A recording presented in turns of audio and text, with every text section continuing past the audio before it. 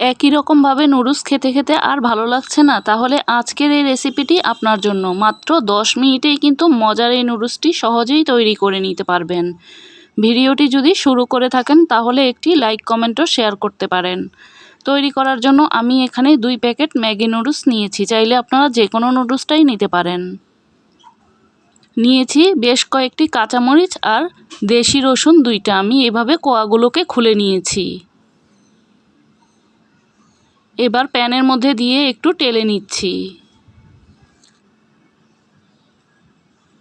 রসুনগুলো যখন এইরকম একটু বাদামি বাদামি কালার চলে আসবে তখন আমি এবার এগুলোকে একটি প্লেটে ঢেলে নিচ্ছি। এগুলোকে আমি ঠান্ডা করে নেব। ঠান্ডা হতে হতে এদিকে প্যানের মধ্যে 2 কাপ পানি দিয়ে দেব। পানিটা ফুটে উঠলে 2 প্যাকেট ম্যাগি নুডলস দিয়ে দিচ্ছি। নাড়াচাড়া দিয়ে পানির সাথে একটু মিশিয়ে দিচ্ছি।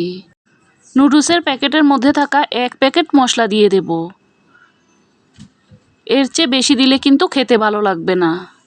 এবার এগুলোকে একদম পানিটাকে শুকিয়ে পুরোপুরিভাবে রান্না করে নিয়েছি। ব্লেন্ডার জারের মধ্যে নিয়ে নেব 1 মুঠ ধনিয়া পাতা। আর কাঁচামরিচ আর রসুনটাকে যে টেলে নিয়েছিলাম সেই কাঁচামরিচ আর রসুনটাকে দিয়ে দিচ্ছি। এবার ব্লেন্ড করে নিচ্ছি, চাইলে শিলপাটায়ও বেটে নিতে পারবেন।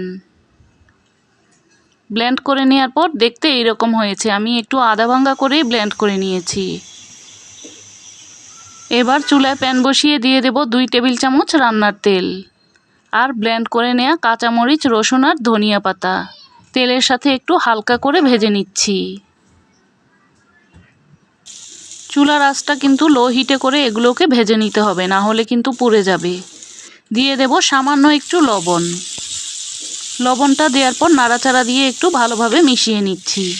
এবার সিদ্ধ করে নেওয়া নুডলসগুলোকে দিয়ে দেব।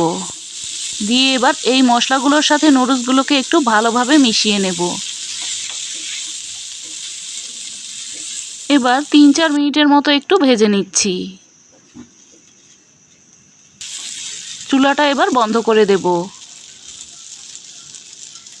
চুলাটা বন্ধ করে দেওয়ার পর এইরকম 1 টুকরো লেবুর রস দিয়ে দেব। আমি এখানে 1 টেবিল চামচের মতো লেবুর রস দিয়েছি। লেবুর রসটা দেওয়ার পর নাড়াচাড়া করে ভালোভাবে মিশিয়ে নিচ্ছি। চুলার আঁচ জ্বালিয়ে রেখে কিন্তু লেবুর রসটা দেওয়া যাবে না।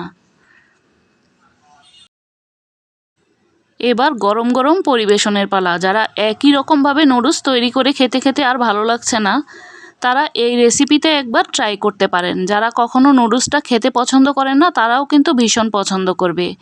ভালো লেগে থাকলে অবশ্যই একবার ট্রাই করে দেখতে পারেন। আজকের মতো এখানেই বিদায় নিচ্ছি। আবারও দেখা হবে নতুন কোনো রেসিপি নিয়ে।